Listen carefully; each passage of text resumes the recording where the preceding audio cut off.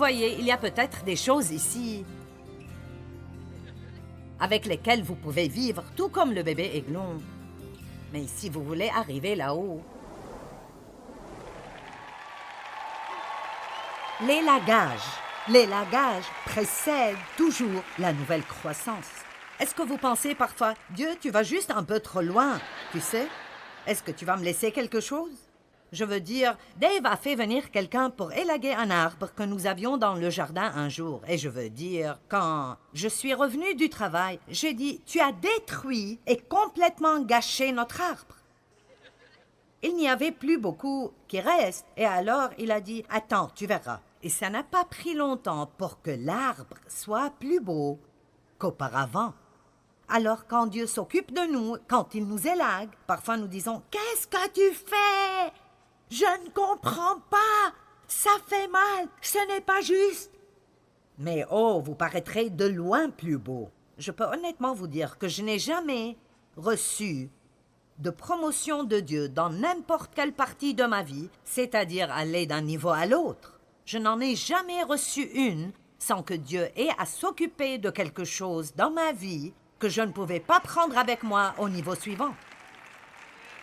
Il y a peut-être des attitudes et des comportements avec lesquels vous pouvez vivre maintenant, mais si vous voulez monter à ce niveau suivant, alors ces choses devront partir. J'aime dire parfois qu'à chaque arrêt, quelqu'un descend du bus et quelqu'un monte dans le bus. Donc, à chaque endroit où vous vous arrêtez, si vous voulez aller à l'endroit suivant, quelqu'un doit descendre et quelqu'un doit monter. Amen?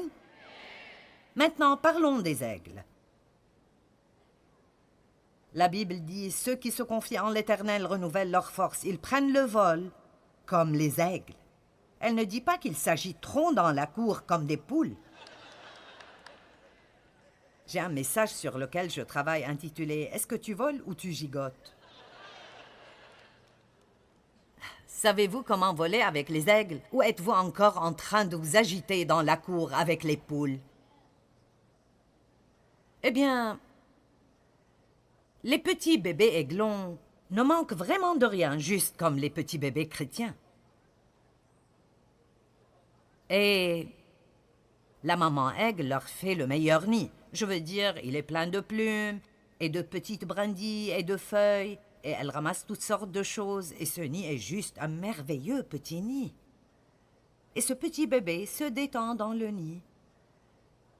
Il a faim, vous savez, quoi que les aigles fassent, et la maman s'envole, et ramène à manger, et elle revient, et elle nourrit le bébé aiglon. Il est juste si doux et si heureux, tout comme un petit bébé chrétien, vous savez.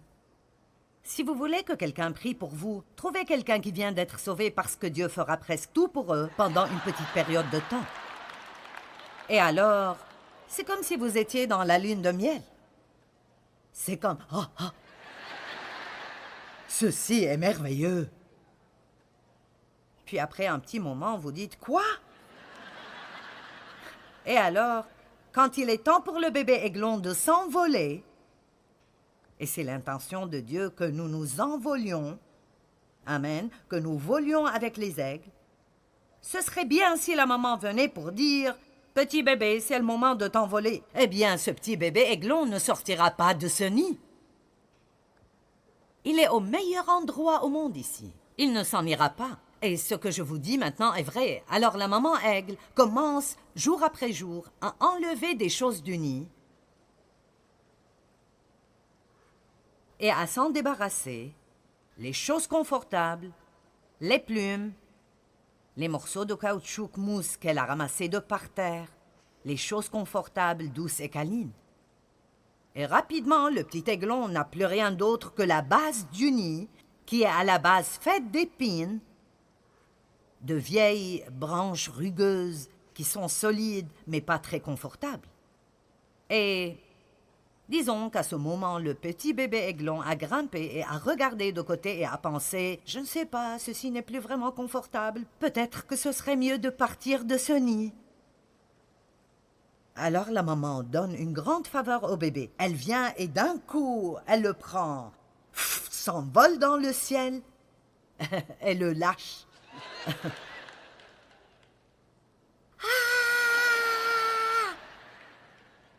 Juste avant qu'il atteigne le sol, maman descend en piqué. Oh, maman, tu m'aimes après tout. Allez, est-ce que vous comprenez ceci? Elle le prend et... Et ce processus se répète et se répète jusqu'à ce qu'il commence finalement à...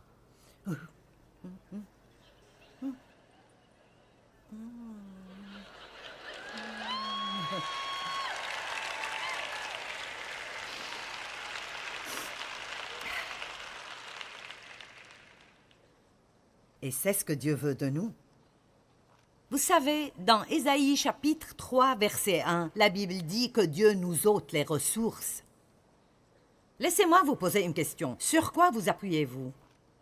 Dieu veut que nous soyons enracinés et ancrés dans la parole et enracinés et ancrés dans l'amour de Dieu pour que rien ne puisse voler notre assurance. Et même si nous ressentons la peur ne nous arrête pas et nous avons assez d'assurance en Dieu pour continuer d'avancer. Et que même si notre meilleur ami se retourne contre nous, ça fera peut-être mal, mais nous avons toujours Jésus dans notre vie. Allez maintenant. Qu'est-ce qu'il vous faut pour que vous soyez assurés? Qu'est-ce qu'il vous faut pour que vous restiez fort en le Seigneur? Est-ce un groupe d'amis chrétiens qui vous font vous sentir bien dans votre peau? Est-ce un certain travail qui vous fait vous sentir bien? Allez, écoutez-moi. Après avoir enseigné la Bible pendant 5 ans, la deuxième phase de mon ministère était de travailler dans une église, dans ma ville, pendant 5 ans. Et j'ai beaucoup appris là-bas. J'ai eu beaucoup de bons moments, beaucoup de moments difficiles. J'ai découvert que vous n'êtes pas apte à être dans une place d'autorité si vous ne savez pas vous mettre sous l'autorité. Et ce n'était pas facile pour moi. Alors, puis-je vous dire que si vous attendez une promotion dans votre propre domaine, mais vous ne savez pas obéir à l'autorité où vous êtes, eh bien, vous pouvez faire ce que vous voulez de cela. Et alors, Dieu a commencé à me dire qu'il voulait que je quitte mon travail pour commencer ce ministère. Eh bien, j'étais effrayée et Dieu a dit « Allez au nord, au sud, à l'est et à l'ouest ». Mais le problème était que personne ne me connaissait au nord, au sud, à l'est et à l'ouest. J'avais un ministère à Saint-Louis et j'étais sur une des stations radio locales, mais c'était tout. Et alors, comment aller au nord, au sud, à l'est et à l'ouest? Quand Dieu veut vraiment que vous fassiez quelque chose, si vous continuez à traîner, vous pouvez être misérable à l'intérieur. Est-ce que vous savez ce que c'est quand Dieu s'occupe de vous et s'occupe de vous et s'occupe de vous? Et vous savez, des choses que j'aimais comme les réunions de service et les réunions de groupe et ces choses, je veux dire, j'ai commencé à détester tout ce que je faisais là-bas. J'haïssais cela, je ne voulais plus aller à l'église du tout, je me disais juste « blah ». Je ne sais pas ce qui m'arrive, je ne sais pas ce qui m'arrive. Eh bien, finalement, en résumé, je n'ai pas le temps de tout dire. Dieu m'a parlé et... Alors, j'ai quitté mon travail, mon petit bureau et ma calculatrice. Et j'ai commencé une réunion au nord, à l'est, à l'ouest et au sud de Saint-Louis. Dieu a dit, va au nord, au sud, à l'est et à l'ouest. Et comme un petit enfant, j'ai essayé de faire du mieux que je peux, mais... J'ai découvert quelque chose que je ne savais pas quand j'avais ce travail. Parfois, quand vous avez quelque chose... Vous ne savez pas combien vous en dépendez jusqu'à ce que Dieu le secoue et l'enlève. Où est votre assurance? Serez-vous toujours confiant si vous perdez vos amis? Serez-vous toujours confiant en Dieu si vous prenez la décision de continuer et de grandir avec Dieu et vous êtes rejeté par votre groupe actuel? Pourrez-vous toujours continuer avec Dieu ou est-ce que vous céderez et ferez tout pour plaire aux gens?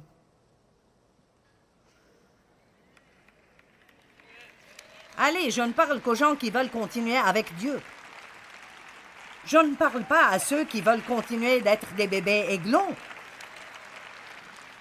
Je parle aux gens aujourd'hui qui désirent devenir des aigles. Amen. Voulez-vous voler ou gigoter? C'est votre choix. Alors, vous devez garder en tête que quand j'ai travaillé à l'église, j'étais... Vous savez, plutôt populaire là-bas. Je veux dire, je prêchais quand le pasteur n'était pas là. J'étais un pasteur associé, j'ai enseigné à l'école biblique, j'avais Une réunion de dames chaque semaine et plusieurs centaines de personnes venaient et c'était vraiment un bel événement. J'avais une place de parking devant avec mon nom dessus. Mon Dieu, comme nous aimons voir notre nom. Allons maintenant. J'avais une place au premier rang avec mon nom dessus. Il y avait un insigne à chaque réunion, Joyce Meyer, Dave Meyer. C'était ma place. J'avais un bureau avec mon nom sur la porte. J'avais une plaque sur mon bureau. Mon nom était sur le bulletin chaque semaine, comme j'étais une des responsables. Vous voyez, j'étais importante. Allez, est-ce qu'il y a quelqu'un aujourd'hui? Et alors, quand je suis partie, je n'avais plus de place de parking, je devais en trouver une comme tout le monde. Je n'avais plus de siège réservé, je devais me trouver une place. Je ne savais pas ce qui arrivait, je n'étais plus invitée aux réunions de groupe, je n'étais pas invitée aux différentes choses spéciales que le leadership faisait. Alors, quand nous allions à l'église le dimanche matin, je me suis sentie si déplacée, comme si je n'étais rien. Et ce n'est pas ce que Dieu veut pour vous. Et il ne voulait pas cela pour moi. Il a arraché et s'est occupé de moi assez longtemps jusqu'à ce que je m'éloigne de tout cela, parce que Dieu m'élevait pour que je devienne ceci. Mais je ne sais pas si nous réalisons parfois combien nous sommes tentés de retourner à ce que nous avions plutôt que de persévérer pour ce qui est devant nous. Allez, je parle à quelqu'un aujourd'hui. D'accord. Beaucoup d'entre vous maintenant sont, comme je l'appelle, au milieu. Vous aviez un commencement et vous allez quelque part, mais vous êtes au milieu. N'abandonnez pas au milieu. Et laissez-moi vous le dire, mes réunions étaient plus petites quand j'ai quitté l'église. Je travaillais plus dur. J'étais souvent seule. Et d'après ce que je voyais, je pensais, ceci est une promotion. Je veux dire, je voulais retourner à ce que j'avais. Combien de femmes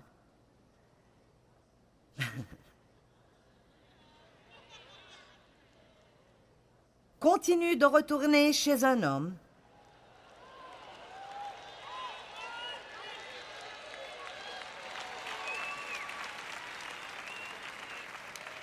qui vous parle comme si vous étiez des chiennes, il vous décourage, peut-être même qu'il vous bat, vous use, abuse de vous.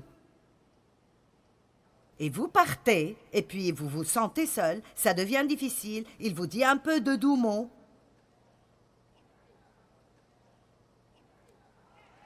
Et vous retournez en courant.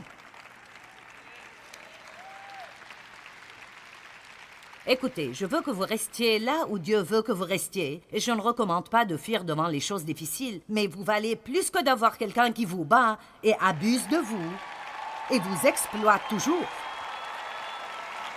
Et écoutez-moi, vous n'aidez pas cette personne en la laissant faire cela. Si vous ne voulez pas le faire pour vous-même, faites-le au moins pour eux. Le voleur vient pour voler, tuer et détruire. Jésus a dit, je suis venu afin que les hommes aient la vie, une vie abondante jusqu'à ce qu'elle déborde. Vous avez de la valeur.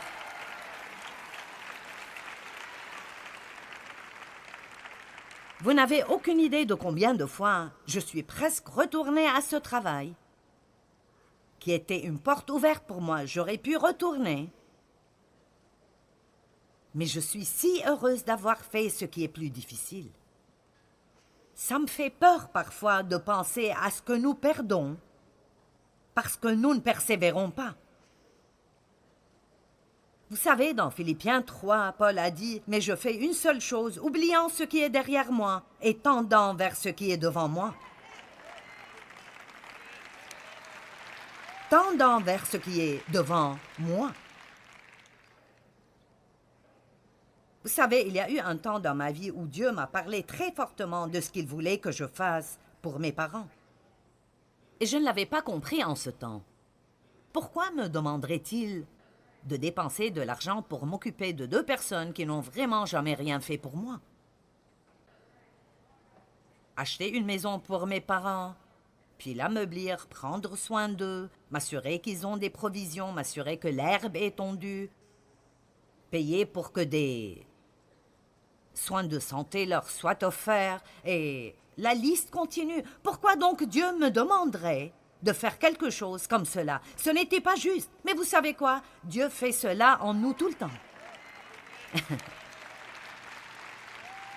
En résumé, je ne peux pas vous l'expliquer, mais quelque chose de merveilleux est arrivé dans notre ministère après que j'ai finalement totalement lâché dans cette amertume et tout ce ressentiment et que je sois devenue prête à marcher dans l'amour avec mon père et nous avons grandi. J'essaie de vous dire que Dieu a des promotions pour vous, mais il y a certaines choses que vous ne pouvez pas prendre au niveau suivant. Vous savez pourquoi? Nouveau niveau, nouveau diable.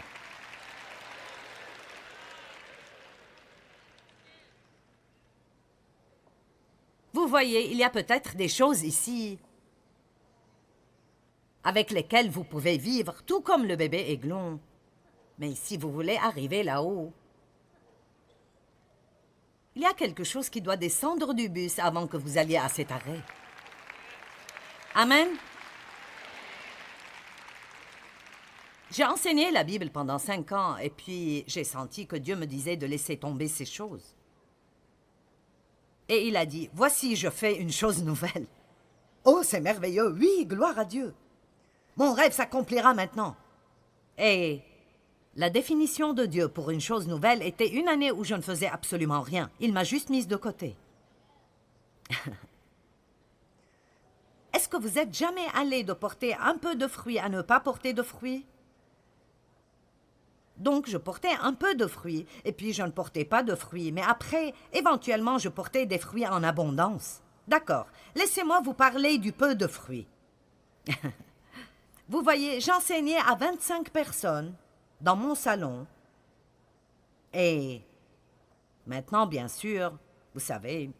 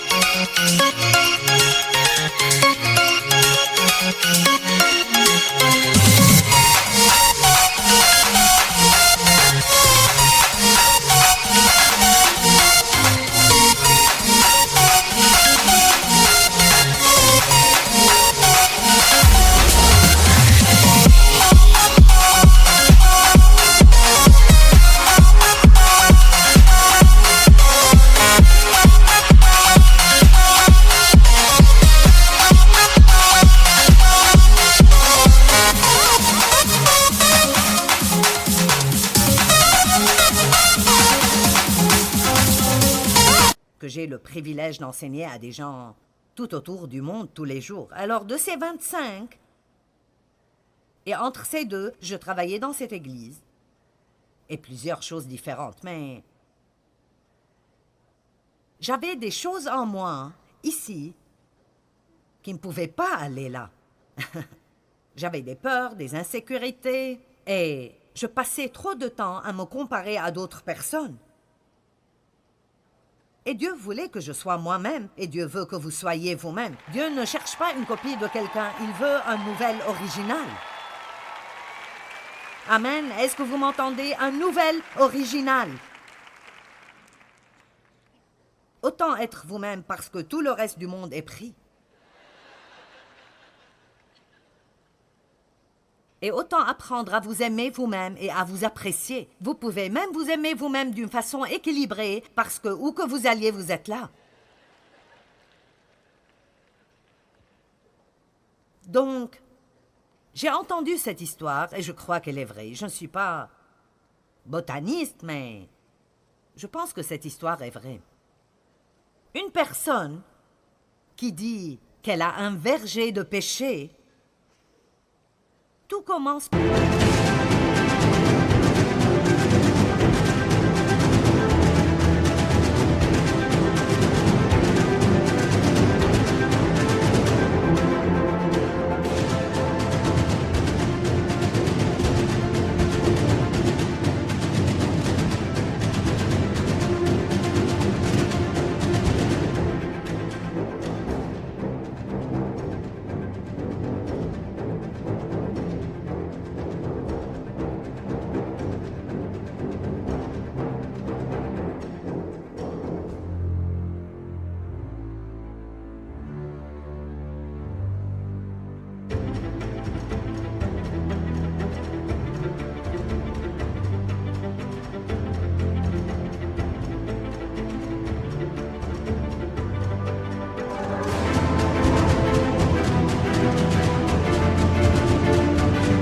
Une graine. Vous plantez une graine et éventuellement vous obtenez un arbre et vous attendez les fruits. Vous attendez et vous attendez les fruits. Traduisez cela dans votre vie et vous attendez des fruits. Maintenant, soudainement, c'est le moment et alors vous voyez ces petites, minuscules, mignonnes bébés, pêches duveteuses, apparaître sur les branches. Oh, gloire à Dieu, des fruits!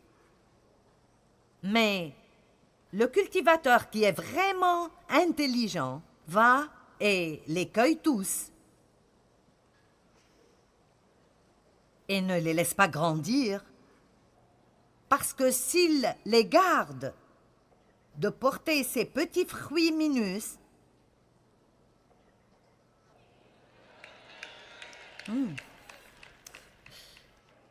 alors une année ou deux après, et peut-être qu'il ferait la même chose l'année suivante, peut-être que le fruit est un peu plus grand l'année d'après, mais il dit « Non, ce n'est toujours pas ce que je veux ».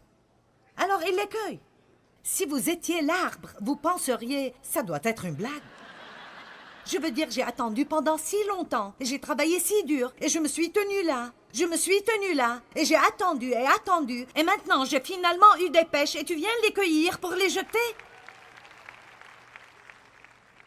Si vous n'avez pas de compréhension spirituelle, alors vous ne me suivez pas du tout. Vous pensez... Cette femme a perdu la tête.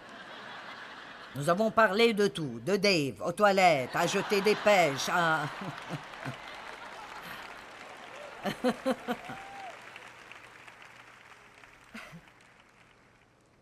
Ça devrait être illégal de s'amuser autant un samedi matin.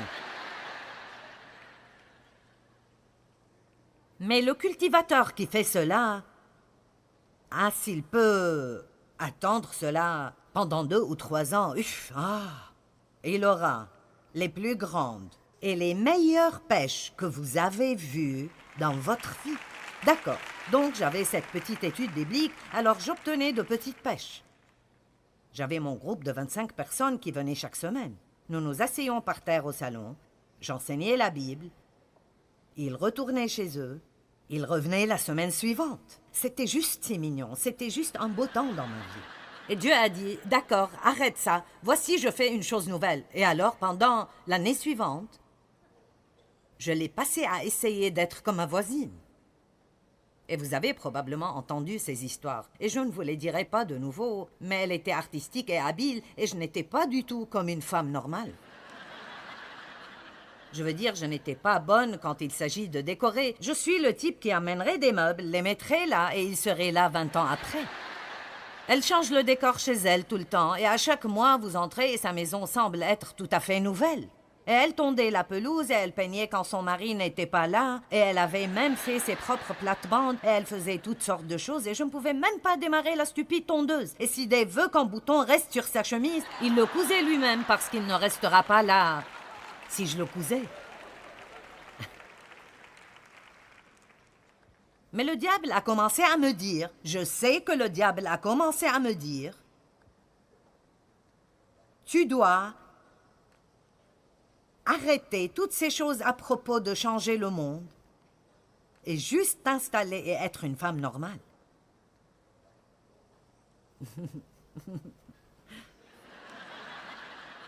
Allez, tu dois être comme tout le reste du monde. Est-ce que vous m'entendez? Alors, ma voisine a commencé à m'enseigner comment coudre et elle avait un jardin et j'ai pensé que je devais avoir un jardin. Quelle année misérable et lamentable! Je voulais être quelque part à chasser les démons et me voici en train d'essayer de faire des concerts.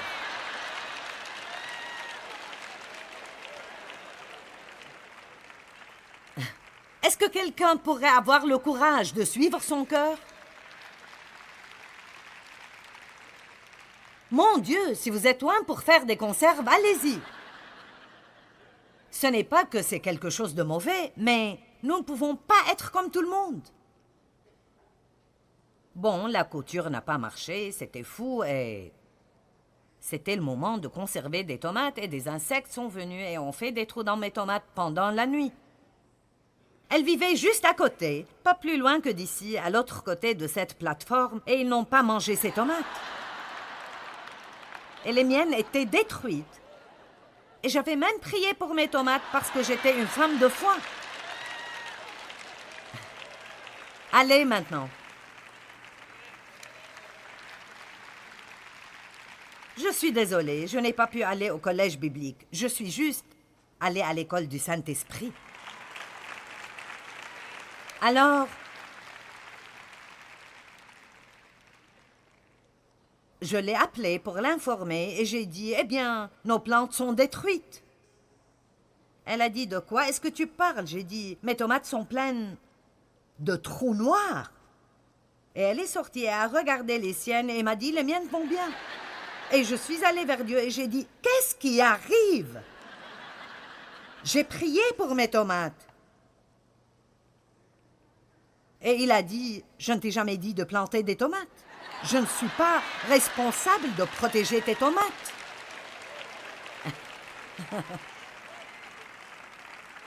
Allez. Peut-être que vous essayez de faire grandir votre propre version des tomates et ça ne marche pas. Oh, on s'amuse aujourd'hui.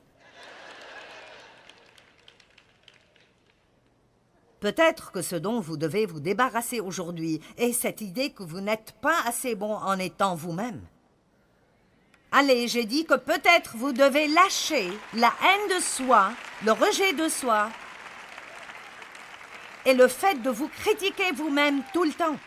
Et peut-être que vous devez réaliser aujourd'hui que Dieu vous a créé de ses propres mains dans les entrailles de votre mère. Il vous a donné votre personnalité, il vous a donné vos talents, vos faiblesses. Laissez-moi vous dire quelque chose. Dieu veut que vous soyez qui vous êtes et vous ne pouvez pas aller au niveau suivant que Dieu a pour vous avant de décider que vous serez vous-même.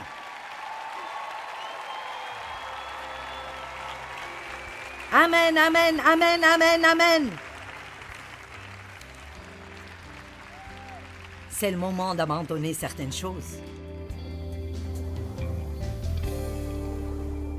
Le moment choisi par Dieu n'est pas toujours confortable pour nous, mais il est toujours juste. Nous avons vraiment besoin d'apprendre à faire confiance à Dieu. Faisons confiance à Dieu sans limite. Et si Dieu vous demande d'abandonner quelque chose dans vos vies, alors sachez que ce sera mieux pour vous si vous le faites. Ça ne semblera pas être bon maintenant, mais vous serez reconnaissant plus tard. C'est ce que j'ai expérimenté dans ma vie.